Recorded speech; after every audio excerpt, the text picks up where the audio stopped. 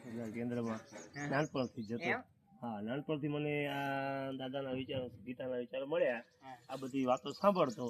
ધ્રુવ, પ્રહલાદ, નચિકેતા, અભિમન્યુ, શિવાજી, મહારાણા પ્રતાપ, આ બધા ચરિત્રો આગળતા ને એટલે એમ થતું કે આપણે પહેલા જેવા વીર બનવું છે, આપણે પહેલા જેવા સુર બનવું છે, અને આપણે આપણી સંસ્કૃતિ માટે, આપણા રાષ્ટ્ર માટે કંઈક આપણે કરવું છે આમ.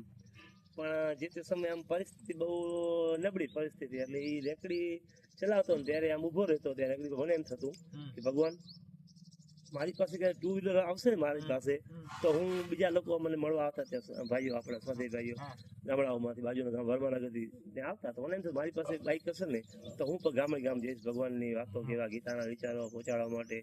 તો ભગવાને જલ્દી સાંભળી લીધું, ટુ વ્હીલર, ફોર વ્હીલર બધું ભગવાને જલ્દી આપી દીધું.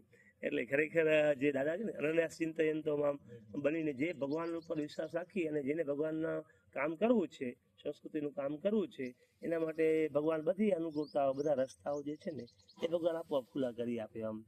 એટલે સૌથી પહેલા જીવનમાં બધાના ગોલ હોય, કંઈક ધ્યેય હોય, મારે આ બનવું છે, આ બનવું છે. પણ ખરેખર સૌથી પહેલા તો હું એમ કહું કે માણસે માણસ બનવું જોઈએ સૌથી પહેલા. બસ આપણે માણસ બનીએ ને એ સૌથી પહેલું આપણે ગોલ રાખવાનું.